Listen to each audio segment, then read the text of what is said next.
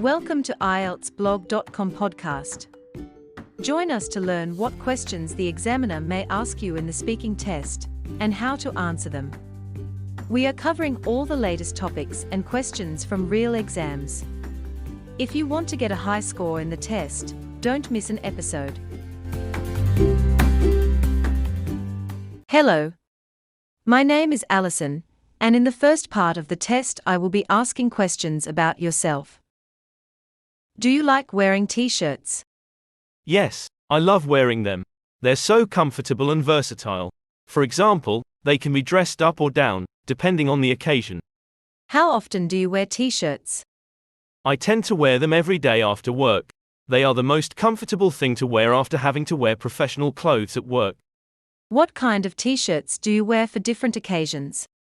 When I'm going out with friends, I usually opt for tees that make a bold statement about who I am and what I believe in, such as political or social justice messages, or slogans that represent my identity and values. When I'm casually lounging around the house, my favorite t-shirt choice is something cozy and oversized. Have you ever bought a t-shirt as a souvenir from a place you visited? Yes, whenever I go on vacation, buying a unique souvenir t-shirt has become one of my go-to activities, because it's such a fun way to bring something back from my travels, as a reminder of the good times. What do you think of t-shirts with slogans or messages on them? I think they're really great for making bold statements about what matters most to us personally and politically. Plus, there are some really creative slogans and designs out there. Do you think t-shirts are comfortable to wear? Definitely yes. Cotton is a great fabric, because it makes for such breathable comfort no matter what season it is. Also, there are so many styles and fits now, that pretty much anybody can find something that suits their own preferences. Do you prefer short-sleeved or long-sleeved t-shirts? It really depends on what look and feel I'm going for, and also on the weather and occasion. But generally speaking, I'd say short-sleeved, since those give me more flexibility. Now, in the second part of the test, I am going to give you a topic, and I will ask you to talk about it for 1 to 2 minutes. Here is your topic. Describe a noisy place you have been to. You should say where it was, why you went there, why it was noisy, and explain how you felt about being there. You can start talking now. Well, I actually have been to a very noisy place recently. I went to a concert at the city park. I'd heard about the upcoming performance from friends, and we were all really excited to go, so I got us tickets as soon as they were available. Everyone was looking forward to experiencing the atmosphere of one of the city's iconic venues. We were expecting an amazing night, but it was so much more than that. The place was crowded with people who couldn't wait to see the show. As soon as the opening act started performing, it got incredibly loud. The bass was shaking the entire place down, and there were thousands of people screaming and singing along. It was a truly unique experience, one that I'll never forget. The noise level reached its peak when the headliner came on stage. You could feel the energy in the air. The screams and cheers of excitement seemed endless, as everyone sang along to every song.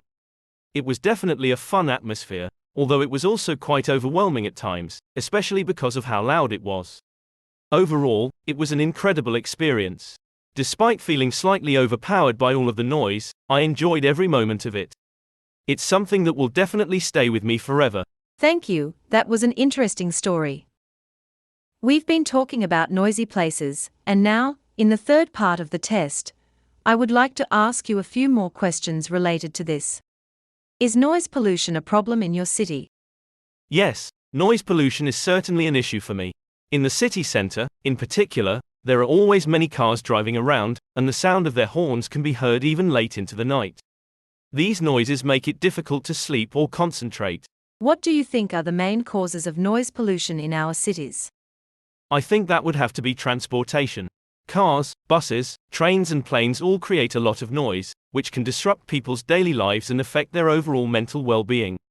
Also, construction work is another thing that contributes to the noise pollution, because the sound of drilling or sawing materials for building projects can be extremely loud and disruptive. Can noise pollution affect people's health? In what way? Yes, noise pollution can definitely have adverse effects on people's health because it causes both physical and psychological distress. It has been linked with higher blood pressure levels, and it can also lead to greater levels of stress and anxiety, because it's hard to focus or relax when there is constant noise from transport or construction sites. How do you think noise pollution affects wildlife? Noise pollution makes it more difficult for animals to hunt or find food sources, as well as mating becomes a problem. This means that certain animal species may suffer a decline in population. There are also animals that rely on hearing to get around, such as whales and dolphins, and underwater noise pollution from ships interferes with their ability to navigate. Do you think governments should regulate noise levels in public places more strictly? Yes, I think they should take better care of the well-being of residents living there. If the government enforces stricter regulations on how loud businesses and transportation operators can allow their machines and vehicles to be, then we can improve conditions drastically for those living nearby.